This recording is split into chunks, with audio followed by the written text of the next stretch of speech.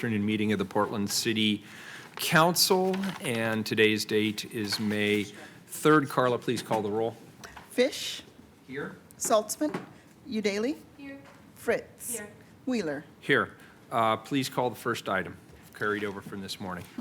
Item 439, replace the multiple unit limited tax exemption program foregone revenue annual cap with a rolling 5-year cap. Any further council discussion?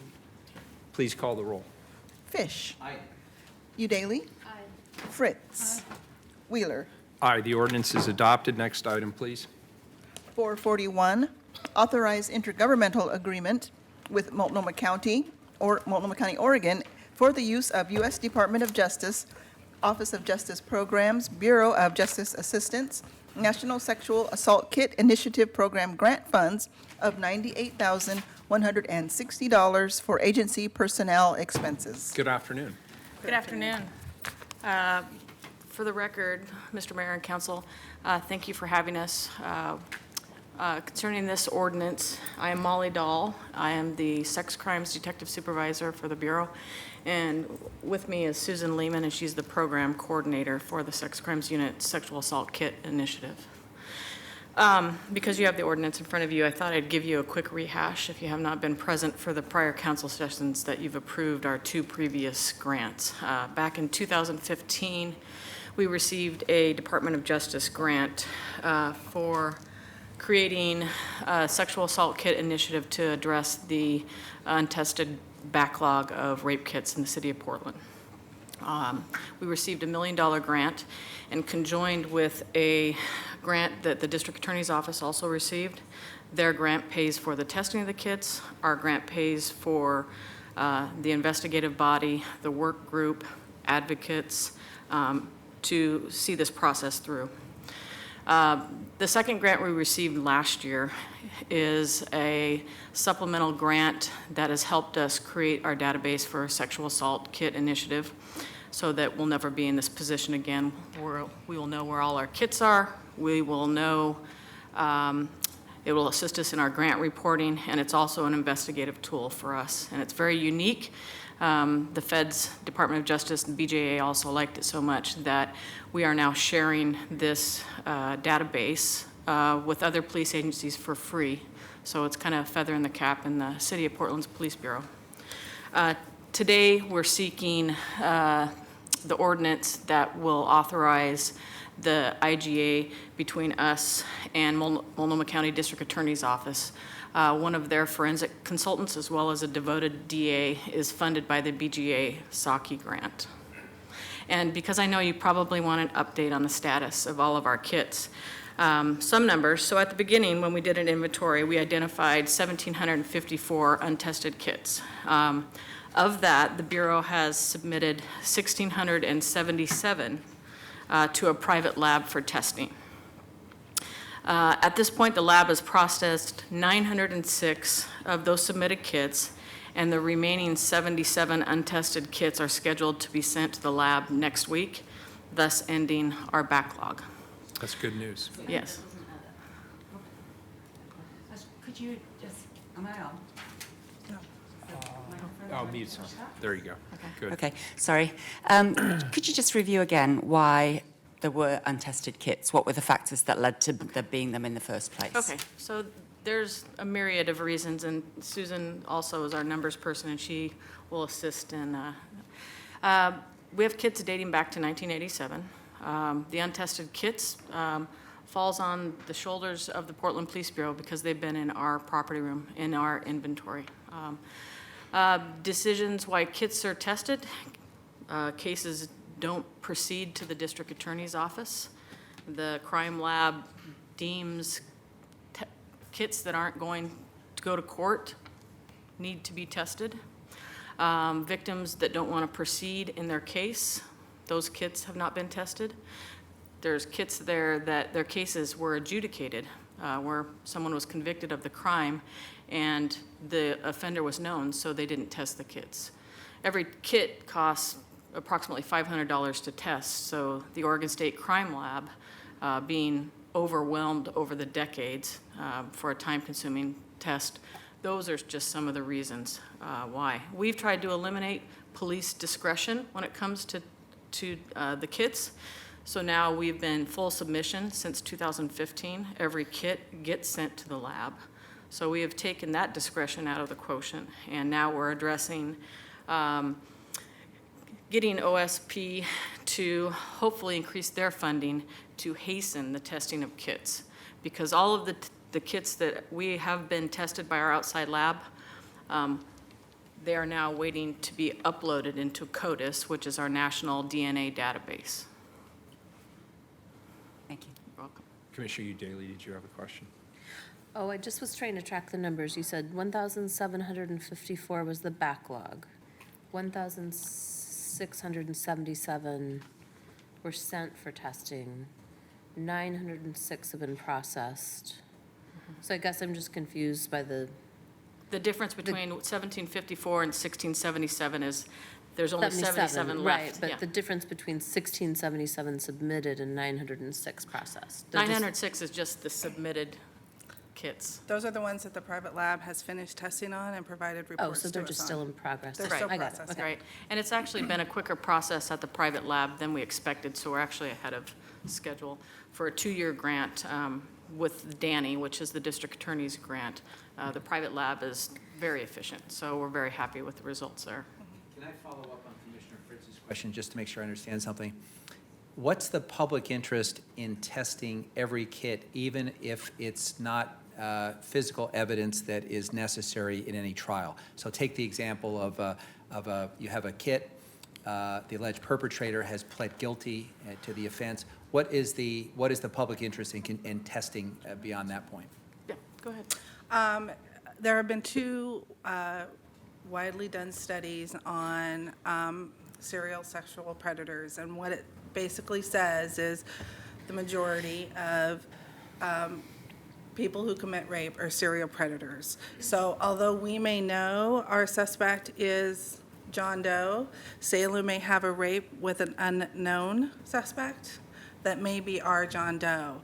So the theory is to get them all tested so we can make those linkages. Is it fair to say, as a rough analogy, it's like sometimes the DNA testing that then connects other crimes in other Very jurisdictions? much so. And even though some of the kits may be adjudicated or the victim still doesn't want to proceed, and the individual cases don't proceed to prosecution, we can still identify serial rapists. And that's part of the beauty of having a sexual assault database of our own. And we can also collaborate with other states, because a lot of our serial rapists are travelers, and they are currently, in other prison systems or jails or other jurisdictions. Thank you. And of the I'm tests sorry, we've tested so far, have there been any new developments on any of the old cases? There has been. So of the 906 submitted kits, 384 are eligible for CODIS. That means that there's enough of a sample that can be uploaded into CODIS. 229 of those don't have sufficient levels of DNA for testing, and 293 of those kits were negative. So we're in the long run for the testing process. So it's going to be a couple of years for all of this to come to fruition, and we'll have better understanding of the numbers and how it's benefited our victims. So in plain English, then, I can tell people that the backlog that made so many headlines, that backlog is gone when? Should be by the end of the week. The last kit should be Right. shipped by the end of this week. The end of this week? Yes. Right. That's good news. I'm glad to hear. And then going forward, we're on Full submission you say you've policy. taken the discretion out, everything gets tested going forward. Right. And do you currently have sufficient resources to be able to do that as opposed to creating another backlog? The Oregon State Crime Lab, in our opinion, doesn't have sufficient scientists to keep up with the workflow of all the new kits that are coming in, and we are the agency of abundance, so, it's going to have to come from the state legislation to give them more resources, so our kits aren't sitting over there for 6 months, a year, even longer sometimes. Very good. Okay, and that's, and obviously, you can communicate through the chain to me, and I'll make sure that our legislative folks are all over that, because we obviously, now that we have the success, we don't want to lose the momentum. Right, we Great. appreciate that. I appreciate your work. And do you Commissioner. try to contact the victim to let them know if there's any new developments or if, there wasn't enough of a sample or something like that? We have developed a protocol, but it's also a case-by-case scenario, in hoping that our advocates, if the victim should be, contacted if there is a hit. We don't want to re-traumatize them with notification, so we want it to be something positive and give them a choice in their direction still. We continue a victim-centered approach to our victims. And it should also be noted that our work group meets every Wednesday to review the cases, and even if the case does not have a CODIS hit, we re-review it to see if there's any other evidence we can send for DNA, like underwear or bed sheets, and whether it's worth reaching out to the victim to see if at this point she would be willing to go forward. I remember asking those questions the last time we did this and being really glad to hear about the victim-centered approach and the Right. care that you're putting into this program. So thank you very much. And I just might make a note, somebody sent me a text message reminding me that the Obama administration in their final days also sent some federal resources to the states for this purpose nationally. So I presume to some degree that's helping at the state level as well. Great. Any further questions before we get to public testimony? What does it mean when a kit is negative or test negative? What's that mean? There's no biological semen, sperm, or amylase, which is the protein in saliva. No. Very good. So before we do that, and you can just take a seat, maybe people have questions. I neglected to read the rules of conduct. People can sign up for public testimony over here if they'd like to sign up with Carla. If you sign up, your testimony must address the matter being considered at the time. Please state your name for the record. We don't need your address. If you are a lobbyist, tell us that you are a lobbyist and who you're lobbying for. You need to disclose that. If you're here with an organization, we'd appreciate knowing that too. People have 3 minutes to testify unless otherwise stated. When you have 30 seconds left, the yellow light blinks and there's a couple of beeps. When your time's up, the red light goes off. Conduct that disrupts the meeting, for example, shouting or interrupting others' testimony or interrupting during council deliberations is not allowed. People who disrupt the meeting face ejection from the meeting. If there's a disruption, I'll issue a warning that if any further disruption occurs, anyone who's disrupting the meeting will be subject to ejection for the remainder of the meeting. Anyone who fails to leave the meeting after being ejected will be subject to arrest for trespass. So on those happy thoughts, 3 minutes, name for the record. Carla, first three, please. Okay. We originally had about 9 signed up from this morning, and I don't think everybody's here. Cameron Stark, Star Stoffer, Alex de Blasi.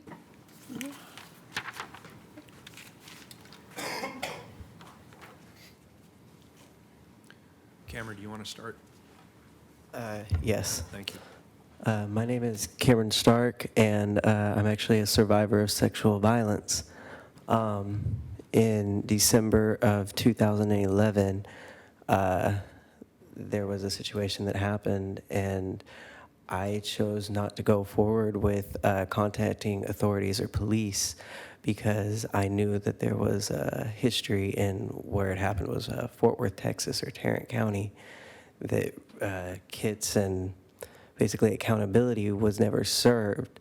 I want to say that I'm in favor of this bond being released because this just needs to be done. This database is going to be able to connect with other states and, like you said, find serial offenders and be able to connect them. And I think that it's just a good idea, I don't know, to connect on a higher level because this is a real problem in our society that it happens often. I know I don't fit the usual profile of somebody who's a survivor of sexual violence, but it happens to a lot of people, and many of them multiple times too.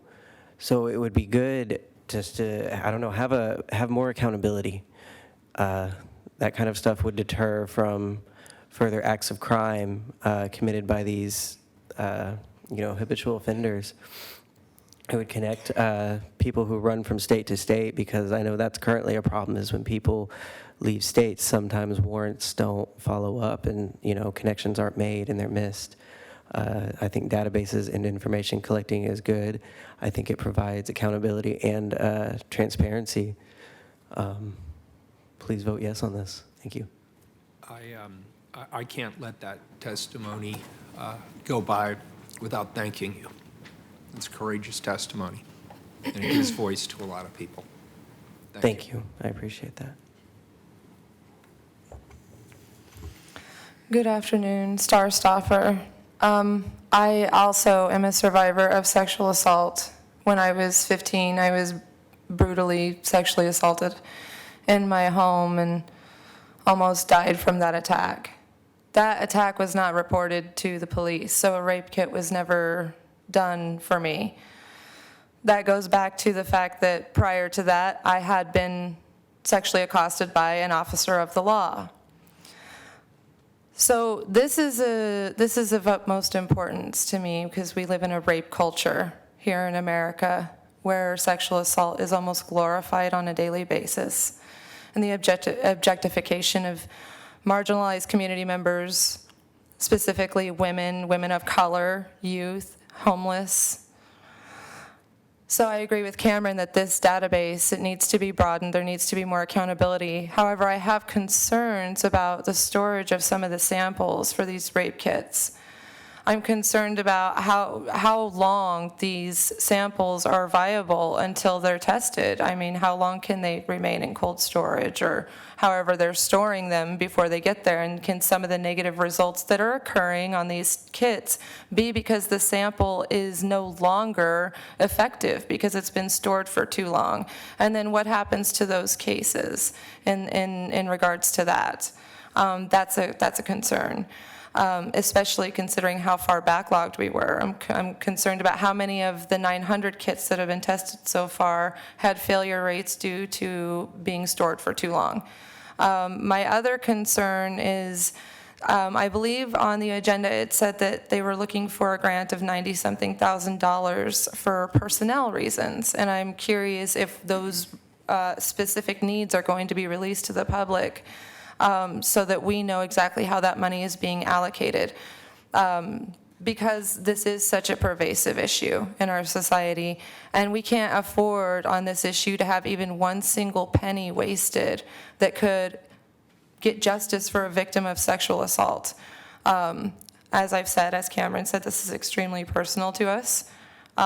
So these are things that we really need to know so that accountability is happening across the board, especially considering that it is extremely risky for any rape victim to come forward and attempt to pursue a case against their attacker. And so we can't afford to waste kits. We can't afford to waste money. We can't afford to allocate resources to personnel where it's not needed, where we could allocate resources to personnel where it is more needed. So I'm just hoping that there's going to be some oversight in the spending of that grant. Thank you. And we will, those are good questions. We'll ask them, and I'm sure they'll be happy to say. Good afternoon. Good afternoon. My name is Alex DeBlasi. I agree with my comrades and I support their sentiments, and I do appreciate both of your candor in sharing your experience. I did want to talk about your comments regarding May Day violence. I think it highlights your ignorance, that you are tone deaf regarding both history and political science. Violence has been a central force that underlies every capitalist city, state, and nation. Power is consolidated through violence. We saw that on Monday. And it is through violence that this same power is seized, and there are many historical examples of that. It is a neoliberal myth that violence is an unnatural manifestation. What we are left with is a city of Kool-Aid drinkers who care more about broken windows than the broken society that surrounds them. The dramatic acts of a few patriots in Black Bloc are part of a greater historical tradition.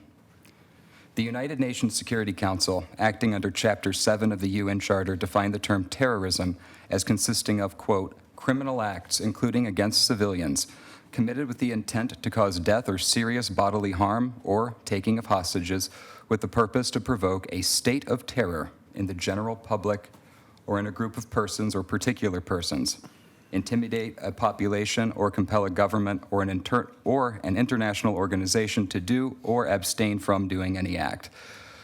Who does that sound more like to you? 30 patriots in black bloc gear or a police bureau of 1,500? The following is a quote from Yale University professor Beverly Gage on the concept known as propaganda of the deed. Anarchists are given a bad reputation in the media, and I wish to dispel that. Among anarchism's founding premises was the idea that capitalist society was a place of constant violence. Every law, every church, every paycheck was based on force. In such a world, to do nothing, to stand idly by while millions suffered, was itself to commit an act of violence.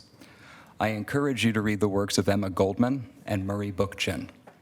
Goldman's radical feminism is fresh and vital today, while Bookchin's principles of socialist libertarianism is fueling many of the ideas behind Portland Assembly, a body which I hope will one day render your office redundant. But until then, I'm really looking forward to the 6-month anniversary of your tenure as mayor. Perhaps you know what I'm talking about. I'm really looking forward to July 1st, 6 months into your term. I will be the chief petitioner of the campaign of your recall. I only need 35,000 signatures, and I only need 90 days. And I say only because, frankly, I've got my work cut out for me. The testimonies of people who have suffered at the hands of PPB under your leadership will reveal something far uglier than a few broken windows at Target, Brooks Brothers, or the Scientology building. You will be removed from office, and hopefully our next mayor will be the last as we seek to abolish your position. Great. Be sure to get my wife to sign the petition. She'll sign it first. Great. Thank you for your testimony. And just, it's a small group in here today. Traditionally, as you know, I'm supposed to keep you on point, but since you made the effort to be here, I'll let you. Thank you. Next, please. I don't think Mr. Wilkins is here, so we'll go with Nancy Newell. And is there a Shan Strom, I believe is the last name? Nick will sign it as well. Great, come on up. It's good to see you. Good afternoon. Should I go ahead? The Yes, other person? please. Yeah, Okay. please. My name is Nancy Newell. I've had personal friends have been raped. I had a report confidentially told to me from the Springwater Corridor clear-out by the city that every individual there, woman, has been raped not just once but twice. And I'm just curious how the police bureau is really accounted for on how they handle these cases, because I've known women in that position that wouldn't even talk to the police, especially in homeless conditions, because of the lack of trust, that they would truly be regarded and respected as a woman and what took place. I know in my era, it usually was a woman that was at fault. Quite a bit of that has changed, the attitude, and I think that we can really prove it with an opportunity like this. These kinds of testings seem to be accurate. You could research, actually, if there are people there that are multiple rapists and perhaps have been identified in that area and really shouldn't be in that area. They should be arrested. And I can see where there aren't enough programs for the victims, and I think we can do a lot better than that. I mean, there's supplies for testing, and then it seems very difficult for courts to act quickly enough to stop the behavior. And I don't know at what state, this was about 3 months ago, I don't know what state there is there now, but I don't think it's been improved. And yet you have police officers that should be active on it. I know there are women officers that are very concerned about it. So I think that's a real mark on the city. I think it's a real mark on us and how we perform as citizens to not protect our homeless people better. And I think we can do a lot better. And I think the police really should focus on it as a very important priority. Because once you have done that to a woman, their life is affected for life. That's right. And we don't want that. Thank you. Thank you. Good afternoon. Yes, I represent, my name is Lightning. I represent Lightning Super Watchdog X. One of the things on this is that I want to have a clear understanding that the Portland Police Bureau will be implementing 100% submission rate policy for all new cases. It's very important that that happens. Again, I want to have a clear understanding on your timeframes, because you've stated that the private forensic lab that was used on these grants was very efficient, but you haven't really said anything on the state labs. And I want to have a clear understanding on these state labs, the 5 different labs that the state operates, is that we need to make sure they get funding for the best equipment they can possibly have. We need to make sure that the forensic scientists have the best training and the best people in there working, to where these state labs can become as efficient as the private labs. We need to set in place kind of an overview on the kits that are tested. For, say, every 5 kits tested at a state lab, have a private lab double test one of those kits to check the efficiency, make sure it's being done right. And we need to have those things set in place. We need to make sure that we have an understanding that the Portland Police Bureau is also responsible to make sure that if there is a funding issue, that is addressed in a reasonable manner. I feel a lot of these kits have been jeopardized just because of that, and that was brought up by other speakers on jeopardizing these kits over time, on having them sit for long periods of time. You jeopardize those kits, and it's hard to me to understand how a victim, you didn't get back to them for like 10 years. I mean, what is that? I mean, where does the DA come in position on this too if they have a case they're looking at and the Portland Police comes back and says, well, we haven't tested a kit for 10 years. I mean, who's responsible for that? Who does that fall back on? And the victims, like I say, are really the ones that should have had these tests done in a reasonable time frame for them, but that wasn't done. That wasn't the case here. And if it was due to resources, then the Portland Police Bureau needed to step up and say, we need more money. And by the way, in other locations, foundations have stepped up on these kits to make sure they have the proper funding to get them tested in a reasonable manner. So somebody did not follow through on this, and if it was for funding, which I believe a lot of this was, this should have never happened. And this should never be repeated ever again, and there should be 100% testing on every kit that is submitted, plain and simple. And it needs to be done in a reasonable time frame. And this 10-year talk, that's appalling to me, absolutely appalling. Thank you all for your testimony. Could we have you come back up just so we could ask a few follow-up questions? There were a couple of questions that were asked that I thought were particularly intriguing. The storage time, is there a shelf life? And if so, how long is that? It's all dependent on the quantity of the sample, the type of the sample, what kind of evidence it was located on.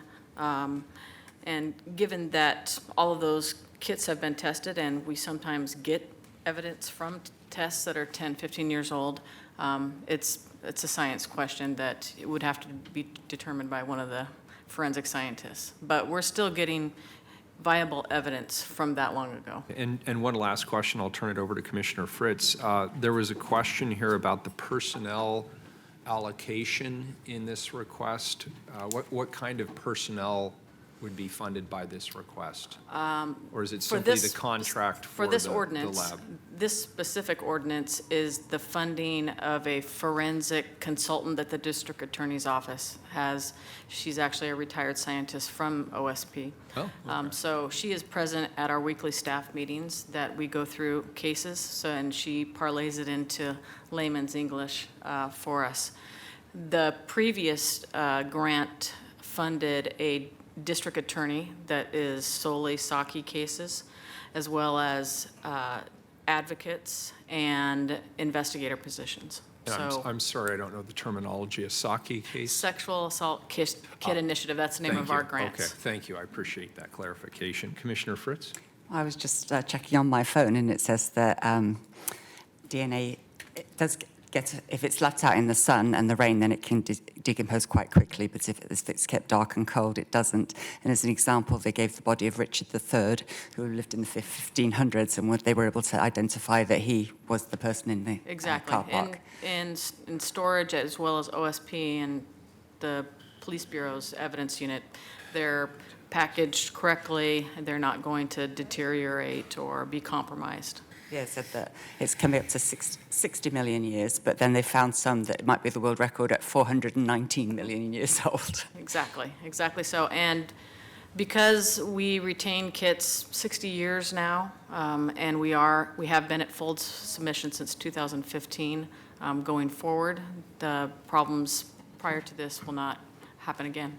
Great, good to hear. So when we're mandated by the Melissa's Law, Senate Bill 1551, if I'm remembering correctly, to submit those kits to the Oregon Crime Lab within 15 days, any kits that are allowable by law, which of course Jane Doe or anonymous kits, are not allowed to be sent to the crime lab. Commissioner Fish, did you have a question? Any further questions or comments? Thank you very much for this presentation. Please call the roll, Carla. Fish? Please, thank you for your presentation. Sorry. Thank you for your presentation. Before I was elected in 2008, I was the lawyer for an organization called the Portland Women's Crisis Line. And I will tell you that in addition to some of the challenges they face as an organization, I learned a lot about domestic violence and about the resources available to people in our community and the gaps in our system. And as a parent, I think a lot about these issues. So I regret the history that has led us to this moment, but I'm very pleased that we're correcting this and moving forward. And thank you both for your good work. Aye. Saltzman? Thank you for the good work you're doing, and it's really good to hear that we're just about to be totally caught up on our backlog. That's been a long time coming, so thank you. Aye. Udaley? I just want to commend everyone involved for taking care of this backlog and acknowledge that there are many reasons survivors choose not to pursue legal action. And a big reason is they have very little faith in the system. And I hope that this will send a message and restore some faith. Aye. Fritz? Commissioner Fish, I either didn't know or had forgotten that you were the lawyer for the Portland Women's Crisis Line, which is a fabulous organization recently renamed Call to Safety in recognition that, as Mr. Stark said, it's not limited to any one gender or gender identity, that these attacks are perpetrated as serial acts of violence. And so thank you for the work that you do. It's tremendously important. I imagine it must be dreadfully difficult to do that day after day, just facing the fact that so many people have been abused. But thank you for finding the ones that we can find. Aye. Wheeler? Thank you. This is great news, and obviously this grant helps us speed things up, and this is the first step towards rectifying a true wrong that was perpetrated upon many victims of sexual abuse. So I'm really thrilled with the work you two are doing and the work that your team is doing. It is a well thought out proposal, and it's going to have a huge positive impact. So I really appreciate the work you're doing. I also want to thank people who testified today. That was some difficult testimony, but hugely important. And as I say, it gave voice to a lot of other people. So thank you for that. Aye, the ordinance is adopted. Thank you both. If I could just say one thing. Yeah, of course you If victims can. would like to know the status of their sexual assault kit, they can call the Rose Project at 503-823-0125. Could you repeat that, please? 503-823-0125, or they can send an email to roseproject@portlandoregon.gov. And if you happen to be listening and don't have a paper and pen, you can also call 823-4000 and ask for Correct. that same service. Thank you both. Thank you. Commissioner Fish, did you have No, something? just something else. Oh, very good. Thank you, ladies. Thank you. Mayor, before we take up the next matter, it is a tradition of this body that when a visiting elected official is in the room, we acknowledge them. And we are joined today by former Mayor, Pendleton Mayor Hauk, who for a long time occupied the position of mayor and was a very gracious host during the Pendleton Roundup, and I just want to acknowledge Mayor Houck and have him stand and accept Thank you, our Mayor. thanks. Thank you, sir. We appreciate it. Thank you. Did you bring the horse? Very good, very good. I always, Normally, actually, he has an expression that he brings. yeah, I know, letterbuck. Letterbuck, thank you, sir. Letterbuck. I always love riding in the Pendleton Parade, but I think people are well aware of the fact I am not a horseman, and I think it shows. But by the time I get to the end of the route, as the great Ed Ray says, if I get off the horse at a time and place of my own choosing, it's a great day and a great event. I look forward to it. Yeah, thank you, sir, for joining us. We appreciate it. I believe item 445, if we have somebody from HR. Yes, Anna's back for the third time today. Thank you. You've been extraordinarily patient. Carla, could you read 445, please? Amend the City of Portland Employee Benefits Program to reflect necessary plan design changes as recommended by the Labor Management Benefits Committee and as administratively required by the Bureau of Human Resources for the city's self-insured and insured plan offerings beginning July 1, 2017. Hello. Great. Hello. Thank you, Mayor, Commissioners. Anna Canowit, Director of the Bureau of Human Resources. Kathy Bless, who is the manager of our benefits plan, will present on the ordinance. I just wanted you to be aware, really, of two goals that are part of this presentation. One is you are going to hear a recap of information that demonstrates the success of your city's healthcare plans. We have an important focus on wellness and providing support to employees and families with serious health conditions, and have demonstrated savings both in terms of reduction in depression rates and actual savings to the plan.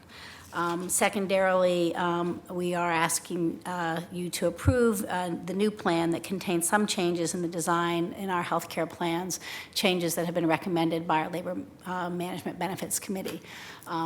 What you will hear is we have an incredibly well-managed plan.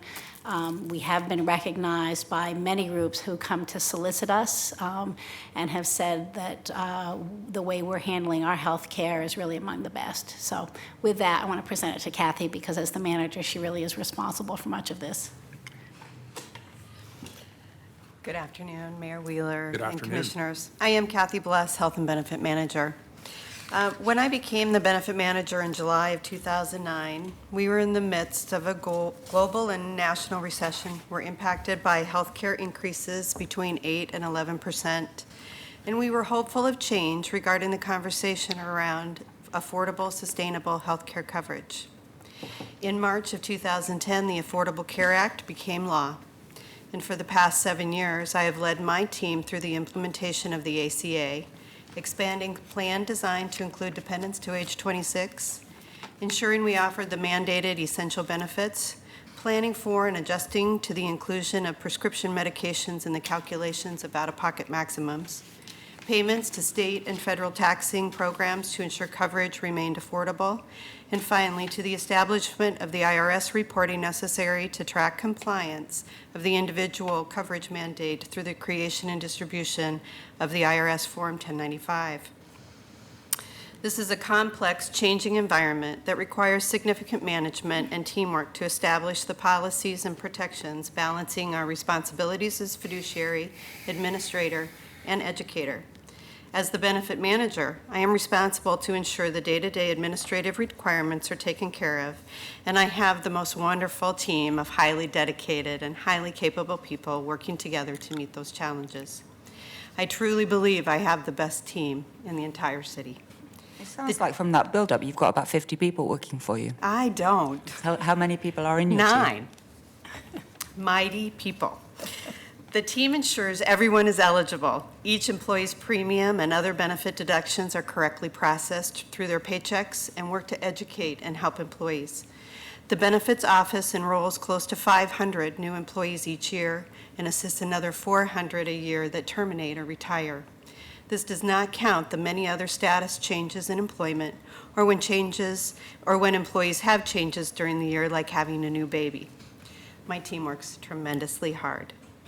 I also want to take a moment and share with you about how we take care of our employees and their families. And we do this by keeping our costs down, establishing meaningful programs of support to our participants dealing with chronic illness, and how, through preventive care, we will be able to look at aggregate data to create plan design that improves the health and quality of life of our employees.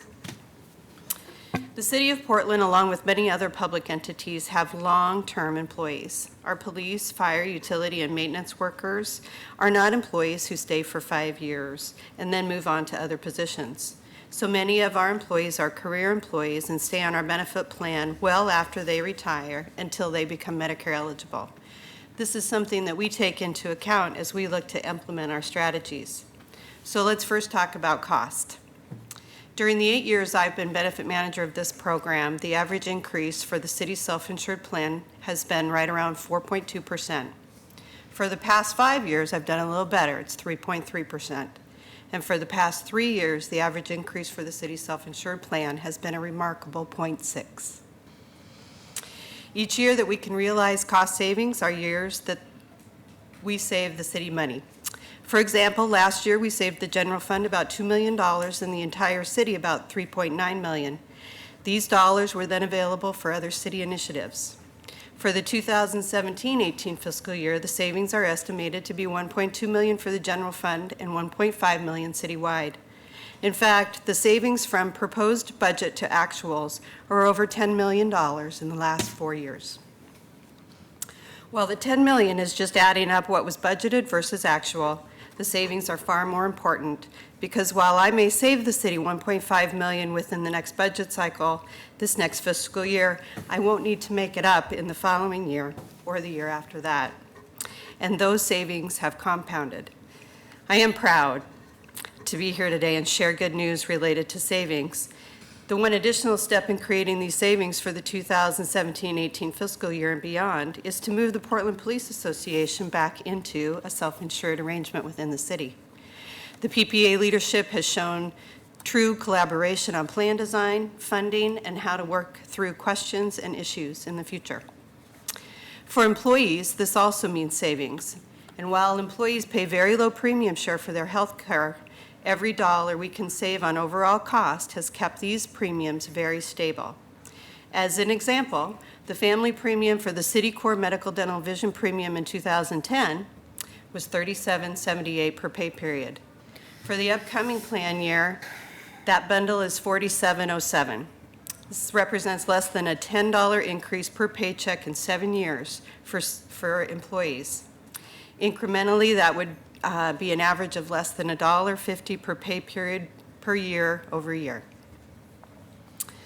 What is also remarkable is that we have not shifted out-of-pocket costs to participants through plan design changes by making them pay more for the services they seek.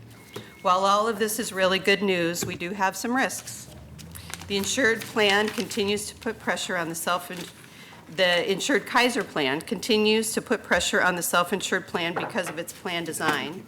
And while we continued to seek changes through the LMBC process to better balance plan design, we may need to seek those changes through council direction next year if the LMBC is unable to make a recommendation.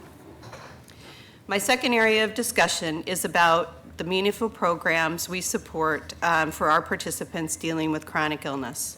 And while I have spoken about this program to council before, I want to make sure that, Mayor and Commissioner Udaley, that you know how unique this program is. I first approached MODA with the idea of individualized support back in 2011. The program first launched in 2013, and Healthy Foundations is a voluntary confidential program whose goal is to create sustainable self-advocates. Many individuals suffering from chronic disease feel isolated, underserved, and confused about managing their health. The care team and health coaches within Healthy Foundations work to establish meaningful, supportive relationships with these patients that provide long-term support and encouragement. While a patient is in the active stage of the program, their deductibles, coinsurance, and copays are waived. All they need to do is concentrate on themselves. The CARE team has helped nearly 300 people, and once an individual is able to sustain positive changes, they are transitioned back into the plan, paying normal out-of-pocket costs, but the support and relationship formed don't end. Individuals within this program have sustained improvements in depression, social engagement, medication compliance, and higher use of primary providers. They also show lower use of emergency room care than a normal high-risk peer group and experience fewer nights in the hospital. To ensure we have better avenues of communication and connection citywide for this program, and to ensure we support employees who are healthy and want to lower their risks for chronic disease, we've implemented a bureau-specific program called City Strong. Again, using the Healthy Foundation's team and the City Strong Wellness Coordinator, we've been able to go into bureaus, meet with supervisors, managers, and employees, learn about the bureau culture and what education, information, and support may be needed by location. This is a new program, and we are only in our third location, but the CARE team is connecting, and many employees have entered the wellness coaching and continue to participate in the worksite opportunities. And for me, this is an area where I am most proud to have created this type of supportive, trusting environment accessible to employees and their families is meaningful work and continues to add meaning to those it helps. The last area I want to touch on today is preventive care. As you know, the Preventive Care Initiative is part of the bargaining strategy. Employees retain their 5% premium share by seeking preventive care once every 2 calendar years. They could also qualify for managing their chronic condition within the healthcare system. If an employee does not meet the standard, their premium share moves to 10% for the following plan year. If they don't want to meet the standard and they don't anticipate they will be accessing healthcare in this coming year, employees do now have an option to enroll in a newly designed high deductible plan, and there is no premium share associated with that. However, participants would have a much higher out-of-pocket cost responsibility should they require medical care during the year. The high deductible plans will be popular with our retiree population, as they've been asking for this type of plan option for many years. So far, PPA, PPCOA, housing, BOAC, and non-represented employees will move to this design beginning July. This strategy will ensure that the unique needs of city employees will be addressed through plan design, as we are able to better understand our healthcare needs through the aggregate data that this initiative will provide.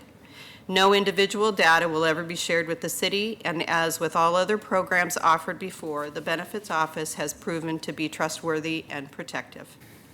MODA and Kaiser will hold the information, and specifically within MODA, we have set up a member advocate to help employees with finding primary care providers if they need one, or answer any other questions or concerns that they might have. All of these programs and cost strategies are tied together. If we're able to identify chronic disease at its earliest stage through preventive care, the quality of life of that employee will be better, and the overall cost for the participant in the city will be lower in the long term. When chronic disease is identified, we have a care team to be supportive and offer assistance and education to ensure participants feel empowered to take charge of their health, ask questions, and live productive, meaningful lives well into retirement. And lastly, these strategies will inform plan design, keep our long-term trend down, and compound annual savings over time. I am a committed and proud public steward of this program and of the employees and families of this organization. So the ordinance before you today reestablishes the plan document related to the benefit program. The plan document is the culmination of work through the Labor Management Benefits Committee, the Benefits Office, and the Bureau of Human Resources. There are very few changes to the plan design this year, and we will be communicating to employees during the annual enrollment process and within the employee handbooks that are distributed. There are 4 recommendations that the LMBC has moved forward on plan design. The first one is a change in the Vision Service Plan network. Really, there's only one provider that comes off, and it impacts 2 individuals that will receive notification. It provides modest savings to the plan overall to switch the network, and the LMBC voted on that. We also added some additional periodontal benefits to the employee buy-up dental option. We added an inflammatory medication program to the city core prescription drug benefit for individuals who would be being prescribed those medications for the first time. It does not affect anybody taking anti-inflammatory medications currently. And then lastly, we added the plan design required to implement the self-insured high deductible health plan beginning July 1, 2017 for eligible employees. So I would now ask that you approve the ordinance before you, and I'm happy to answer any questions that you may have. Thank you.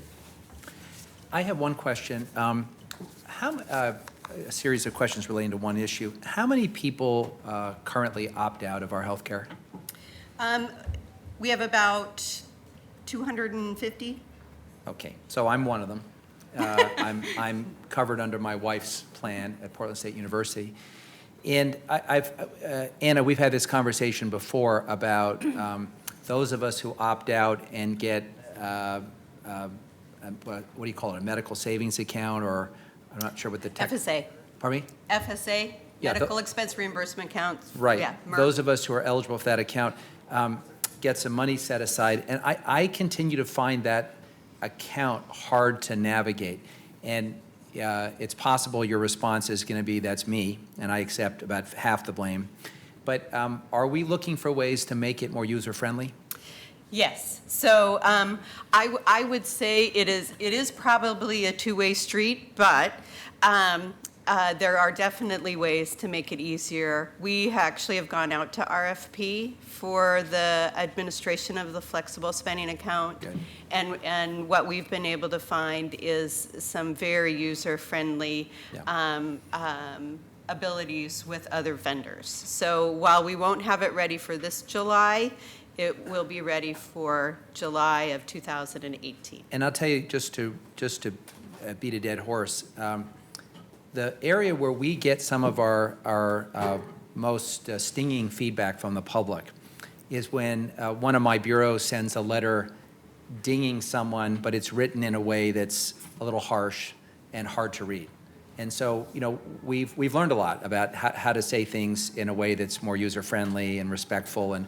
And I think what I often find is, for some reason, no matter how I fill out the form, I always get a rejection. But the rejection I get is an electronic email that's filled with jargon and coding that I have no way of understanding. And so I've just gotten used to the fact that round one I'm denied, and then I have to spend some time over the weekend, you know, focusing on why and the code and whatever. And that strikes me as just a user-friendly function. In other words, sometimes it's actually helpful to have someone say, we're denying it for this reason in plain English, and here's how you can cure it, rather than having to go pull up a code and sort of do your own homework. Well, not that I'm not willing to engage in self-help. It just feels sometimes hard to decode. What I would appreciate is you've been declined because it did not include the following documents, so that I can then oblige the custodian. I would agree with you, and some of the newer technology and administrators that are out there really even allow you to take a picture of your receipt and send it to somebody. So I really think that it will get easier, better. Thank you. But I understand they have to make sure there's no fraud, but yeah, but even technology today allows for pictures, makes it a lot easier, and I think you'll find it a lot easier to use. Thank you. So I've been on the council the same time as you've been the benefits manager, and you've done a fantastic job and continue to do more and more good things. In fact, I find myself in a bit of a quandary. I want this great news to be the headline of the paper, but then somebody's going to headhunt you to be head of some kind of do this for somebody else. So please don't do that, because you do such a great job. And as you said, it is a team, and I know that with Anna's support and with yours, you do provide fantastic services. Why do older employees like the high deductible plan? Well, our retirees are very heavy on the side of police and fire. So they've got a VEBA account that it's a voluntary employee benefit association account. It's a tax preferred account that can be used for out-of-pocket medical expenses once they retire. So they've had 2% of their pay put into this account. And then when they leave employment with the city, there's a certain payout that's made based upon their sick leave and vacation. So they leave with a pot of money that helps them pay for these out-of-pocket medical expenses. So for them, paying a little less on the premium side and having a pot of money that seems to be a strategy that they really like. Other retirees would like to be able to establish health savings accounts and begin to save for retirement, and they can't do that with the plans that we have. So offering a qualified high-deductible health plan allows those individuals to do that. And are employees allowed to switch back to a low deductible if they just, once they've... Absolutely, Yeah. yes. That's annual enrollment. Annual enrollment is all about being able to have that choice and flexibility.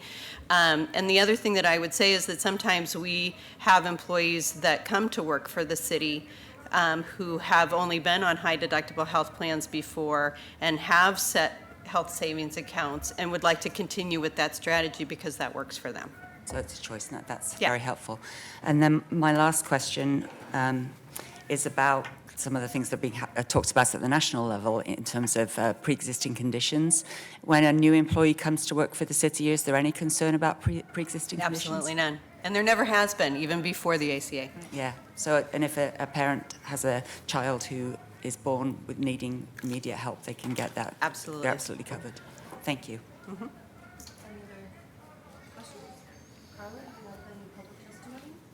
No one signed up. Great, this is an emergency ordinance, so let's take the roll. Fish? Thank you for your presentation and your great work. And I assume you're subject to an employment agreement that prohibits people from poaching during the life of the contract, Oh, absolutely, yeah. I mean, bring it's that back actually next week, lifetime please? for Kathy. notwithstanding the 13th Amendment, but we'll try to sidestep that. Thank you for an excellent presentation and the ongoing work to improve our system. And as someone that is taking more advantage of preventative actions in his own life, including some lifestyle changes, I'm proof that it's never too late to actually make these available to people. And if they take advantage of them, there's health benefits. So thank you. Aye. Saltzman? Thank you. Thank you, Kathy, for doing an excellent job managing our healthcare program and managing the premium increases associated with it. They're getting smaller and smaller. That's great. Aye. Fritz? It's definitely against the national trend, and thank you so much. I think if more of our employees even knew what benefits are available and the great job you're doing keeping their premiums low with little increases, I think more people would be stopping you in the hallway saying thank you. But on behalf of all of them, let me say thank you. And I thank President Barack Obama for providing health care to everybody, Secretary of State Clinton for being amongst the first to say that this is a right and we need to do something about it. And I thank you to knowing that you take care of our employees, perhaps in ways that other people would like to be taken care of. So I particularly appreciate it when you reach out to people who have sudden changes in circumstances and that you don't wait for them to find the right form. You offer it up as soon as you know. So thank you very much. Aye. You Daly? Thank you for your efforts and your hard work. I especially appreciate the efforts around supporting people with kind of extraordinary health needs. I rest easier knowing that I'm a recipient of this plan. However, I need some help finding time to actually use my health insurance. So if you could figure that out. Aye. The ordinance is passed. Thank you. Carla, could you read the next item? So we are on the 2 p.m. time certain. I'm sorry, that's referred to the Commissioner of Public Works, sorry. The 4:50 and 4:51, 3 p.m. time certain. Excuse me, I thought we were going to do the other wastewater treatment plant one first? Or- Commissioner Fish asked that that be continued to next. Oh, okay, week, sorry, I missed that. earlier. That's Oh, we did 446 is pulled as well? No, We did 448. 46, yeah. Okay. So I think we're done with the morning, right? Okay, Yes, I think we are. got it.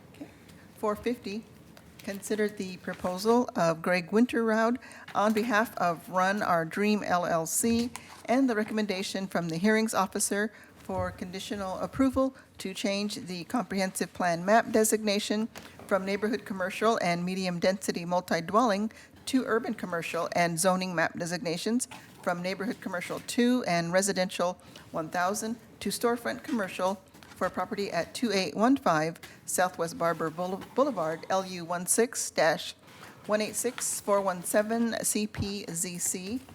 And 451, amend the comprehensive plan map designation and amend the zoning map for property at 2815 Southwest Barber Boulevard, LU 16-186417 CPZC. All right, so the mayor has already read the reminder about council decorum. Can I skip that part? Yes. Okay.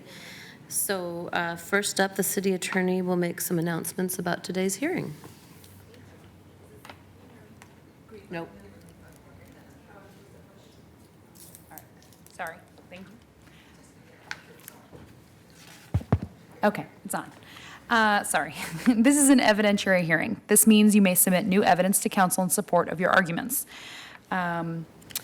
For a council hearing on a recommendation regarding a comprehensive plan map amendment, testimony will be heard as follows. We begin with a staff report from BDS. And following the staff report, the city council will hear from interested persons in the following order. The applicant will go first and will have 15 minutes to address council. After the applicant, the council will hear from individuals or organizations who support the applicant's proposal. Each person will have 3 minutes to speak. Next, council will hear from persons or organizations who oppose the applicant's proposal. Again, each person will have 3 minutes to speak. If there was any testimony in opposition to the applicant's proposal, the applicant will have 5 additional minutes to rebut the testimony given in the opposition to the proposal. The council may then close the hearing and deliberate. As this is a non-emergency ordinance, it will pass to a second reading. The council may make amendments to the ordinance and findings or direct staff to return with amendments. I'd like to announce several guidelines for those who will be addressing City Council today. First, regarding submitting evidence into the record. Any letters or documents you wish to be a part of the record should be given to Council Clerk after you testify. Similarly, the original or copies of any slides, photographs, drawings, maps, videos, or other items you show to Council during your testimony should be given to the Council Clerk to make sure they are part of the record. Testimony must be directed to the approval criteria. Any testimony, arguments, or evidence you present must be directed toward the applicable approval criteria for this land use review or other criteria in the city's comprehensive plan or zoning code that you believe apply to the decision. The BDS staff will identify the applicable approval criteria as part of their staff report to council. Issues must be raised with specificity. You must raise an issue clearly enough to give the council and the parties an opportunity to respond to the issue. If you don't, you will be precluded from appealing to the Land Use Board of Appeals based on that issue. Applicants must identify constitutional challenges to conditions of approval.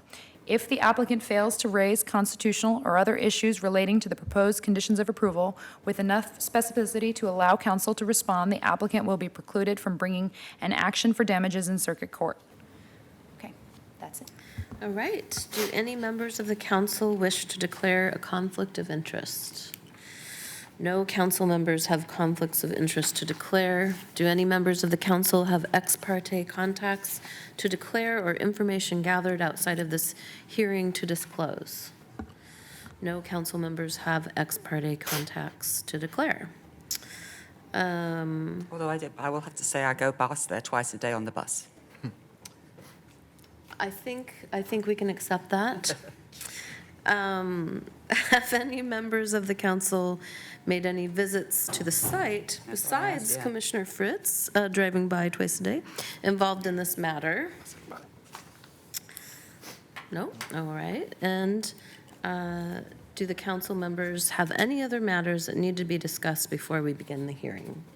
Well, I will note that the Parks Bureau, which I was the commissioner in charge of until a week or so ago, has, of course, been working to improve Dunaway Park immediately adjacent and has concerns about the impact of nearby intensity on the character of the park. So I'm looking forward to hearing about that. All right, so we'll begin with the staff report, and you have approximately 10 minutes. Thank you, Commissioner Udaley. And good afternoon, Commissioner Fritz and Salzman. I'll try to be brief today. This is a pretty straightforward, non-controversial case.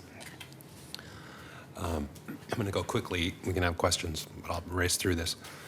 We have a comprehensive plan map and zoning map amendment to upzone the former Metro YMCA, now Under Armour corporate headquarters site, from neighborhood commercial comp plan and CN2 zoning to medium-density multi-dwelling comp plan and R1 zoning, and medium-density multi-dwelling and R1 zoning to an urban commercial CS designation. The changes are necessary to allow an additional story on top of the existing office building.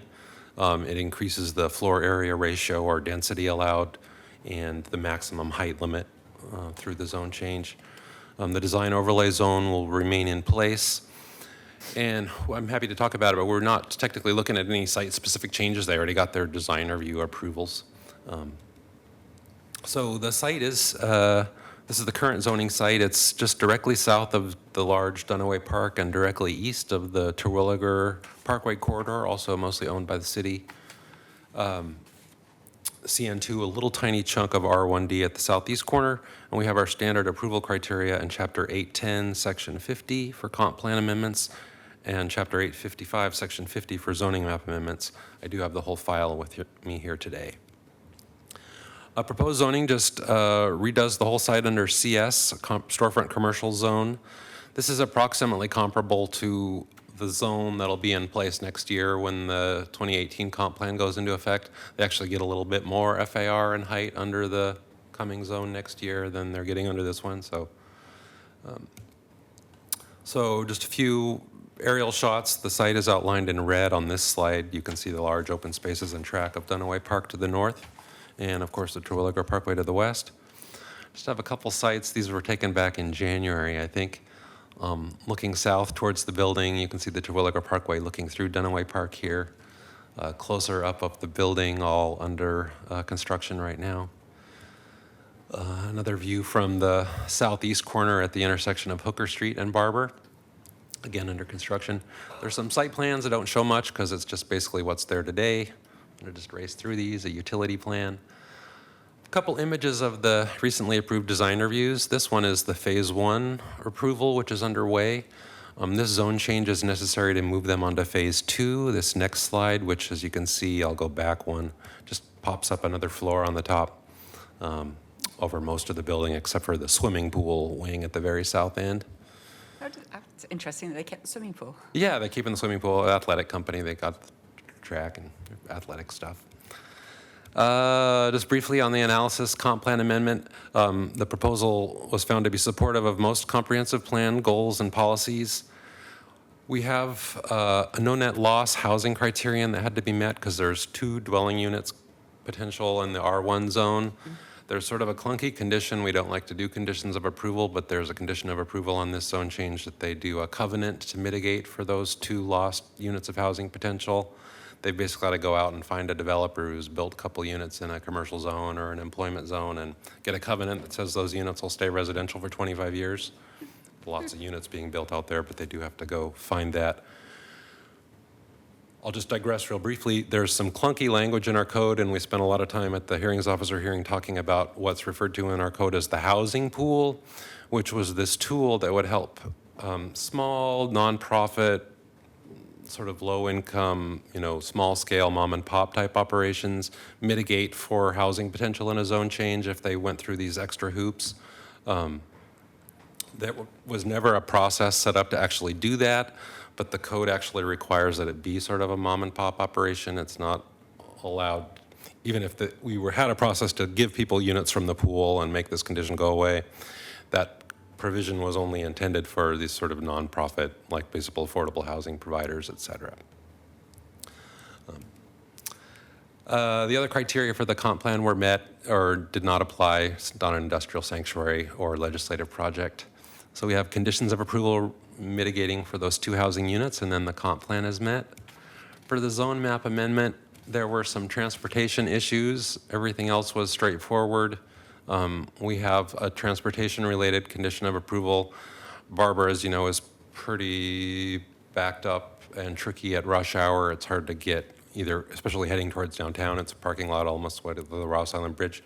So because of that PM peak hour crunch, they had imposed through a condition of approval a trip cap that basically allows their office proposal to go forward as they want, including the second story, the new top story.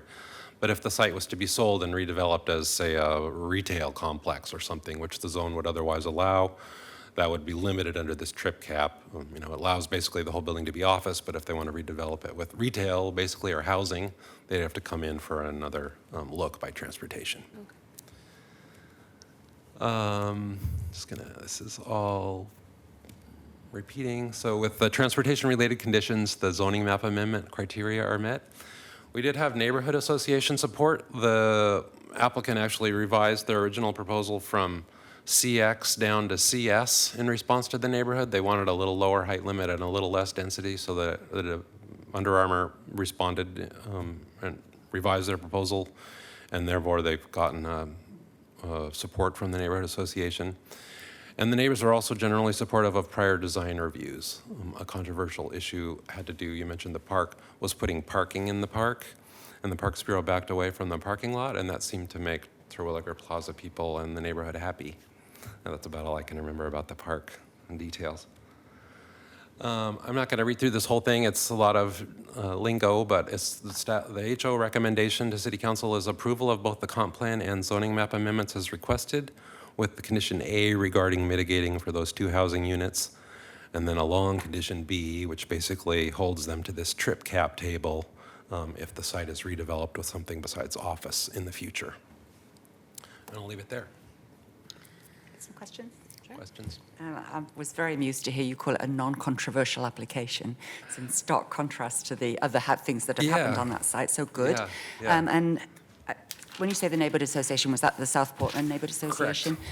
But you did have input from Terwilliger Plaza as well, or They Homestead? showed up at the pre-application conference and came in sort of hot and heavy early, but we didn't actually hear a peep from anybody during the zone change. They commented during the design reviews. Yeah. But by the time the zone change came later, after the design reviews, we actually didn't get any comments. And they were okay with the design review? Yes. Yes. And on that, it looked from the graphic that the 3rd floor is stepped back a little bit. Is that correct? Yeah, it's pulled back from that outer edge facing Barber in the park, a little terrace. I think there's a partly covered terrace on that top floor. Yeah, that looks nice. Thank you. And there's, just to confirm, there's no changes to the black part that's already up, no logos or anything like that there? No, not that I'm aware of. Okay. And then my only last question is about the no net loss of housing. I'm surprised to hear that characterized as you have to go get a covenant for somebody who's building housing anyway, that they're going to keep it as a house. My understanding of that policy when we discussed it was that you would have to actually provide 2 units somewhere else that weren't currently getting built. The code has a menu of like 6 options you can do. One of them is building units off the site, but another one is just getting a covenant on another unit that's built in a zone where it's not required, so a commercial or an employment zone, and you just get a covenant that says it'll stay residential for 25 years. And that's actually the one condition that people have used that we could remember. I think we ought to look at that in a legislative process. That's all going away, actually, in the new comp plan. It's a relic of the old comp plan. This housing pool and mitigation thing doesn't show up in the new comp plan because we have so much housing capacity. Perhaps in my next monthly meeting with Planning and Sustainability, I can go into that more. But thank you very much. That answers all my questions. So I'm confused why the no net loss policy applies. I mean, there's no taking of residential units in this. Potential. Yeah, because these guys are coming in under the old code. If you're going to have a little corner of R1 down at the southeast corner, that's going to CS. So the code just requires, it's like a non-discretion, like a development standard almost. You have to mitigate for the development potential. So there's a corner of R1. Yeah, right down at Barber and Hooker at the southeast corner. It's over a driveway right now. It doesn't, there's no housing there. It's a fiction. It's an abstraction, but. Do your conditions or our conditions of approval speak to the crosswalk at Hooker and crossing Barber? Does not. They didn't. Transportation didn't find any additional improvements warranted. There's a signal there, and yeah, there's a but signal. It's a right now on-demand signal, I think. It's not utilized very much, but when it is utilized, it stays. It stops traffic for a long time for one person crossing. The Hooker pedestrian, when the pedestrians push the button? Yeah. Yeah. So I'm just wondering, as that site fills up, it seems like it's going to be you're going to have more people crossing Barber to get to that site. It just seems like it's going to cause more backup of traffic. I suppose they will be pushing that crosswalk button a little bit more. That didn't come up from transportation. I'm happy to run that or, put that in their ear. Okay, I guess I should be conducting that conversation with myself. Well, it may just be a timing thing or something. No. Oh, that's right, I'm not, yeah, the Transportation Commissioner, Save it for yeah. later. I'll get on him. Thank you. I think we're done with this. Next, we will hear from the appellant. Applicant. Well, it says appellant, but applicant, either way. It's We have her the same- fault. It's my fault. We have the same script for the, this kind of review as well as your appeals that I you normally see. hear. Okay. So my apologies. for not fixing Welcome, that. applicants. You also have 10 minutes. Hello, I'm Greg Winterode, the applicant, and with me is Tommy Brooks, who's the land use attorney on this project. My address is 310 Southwest 4th Avenue here in Portland, 97205. And because your staff did such a thorough and excellent job both in advising us in getting through this process and presenting today, we don't have a lot to say. We do agree with both conditions. Commissioner Saltzman is right. It's a kind of a technical issue. We have a toe of land at the base of our property that is zoned residential. We agree with staff that we're obligated to come up with a residential developer in a commercial zone who's willing to have a covenant placed on their property. The good news is we have found such a person, we think. And the other thing is the transportation issue. There was no warrants that justified changing the signal in the process. I will say that Teresa Montalvo, who represented PDOT, was a demanding person to deal with, but fair, thorough, and helpful in getting through this process. So right now, the condition of approval doesn't allow any more traffic-generating development than would be theoretically allowed in the neighborhood commercial zone. So it's a pretty good trip cap that's been placed, but enough to allow our office development. The other thing is that the neighborhood association, Jim Gardner was also tough and demanding, thorough, and problem-solving. So by the end of the day, we were able to address his concerns and those of the Land Use Committee and the board of the South Portland Neighborhood Association, and we feel good about that. It was a good process going back and forth. The one thing that I think made it most possible, other than my brilliant land use application, was the fact that we had a great design. Bohr Architects were the original designers back in the mid-'70s. They did a design that I think complements what was there originally, builds on its almost iconic status as the old YMCA building, which made our job working with the neighborhood very easily. The Design Commission did vote unanimously to approve both of the applications, and a concern that they had was the potential height of the building's height in relation to the Terwilliger Parkway. And they were quite clear that they wanted to make sure that we didn't infringe on views from the parkway. So that's built into the design review standards the city has, and I think Bohr did a good job of addressing those. So unless you have questions or you'd like to have Tommy address constitutional issues, that's a joke. We'll close our presentation now. Okay. Colleagues, any questions? So on the issue again, I see in the condition it says submit documentation, property owner permission, restricted covenant, at least 25 years, for 2 units at the site of another commercial or employment zone project with non-required housing. So you had to go to somebody who's going to be developing on a site that doesn't require housing and make sure that they're going to put Yes. 2 units on it. Yeah. And do you pay for that privilege, or do they pay you, or what? We are, that's a good question, and we are not sure yet. In fact, the developer called Tommy and I, or emailed yesterday and said, what do you think is a fair price for one of these covenants? And honestly, we don't know, because there's an awful lot of units that have been built in commercial zones in Portland recently, all of which would be eligible, and not a whole lot of people requesting the covenants. My sense it's going to be because they are friends, they've known each other for years, that it will be an amicable relation, and I really don't know how much the cost would be. Okay. Thank you. Yeah. And Tommy, did you want to say anything? Or? I think he answered it squarely. All right, thank you. So the owner is Run Our Dream LLC? Yeah, it's Run Our Dream LLC, correct. That's not Under Armour in another name? or is it? Under Armour will be leasing the building from the owner, yeah. Okay. Do we have any supporters of the applicant? No one signed up. Okay. Do we have a opponent? All right. Or just general opponents of the applicant? No one signed up. No one has any issues with you, apparently. All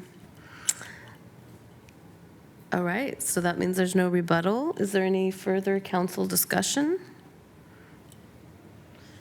I really appreciate how you've taken care of all of the concerns that were front and center a year or so ago, particularly the view from the Terwilliger Plaza, which also speaks to my concern about the view from the park. Yeah, and if I may say so, Commissioner Fritz, about a year ago, April 16th, I believe, I was sitting here looking at you, and you helped inspire us to address that issue. Thank you. Thank you very much. And it is a Sometimes I level. wonder whether it's worth my time, whether anything I do is effective. So that's very helpful.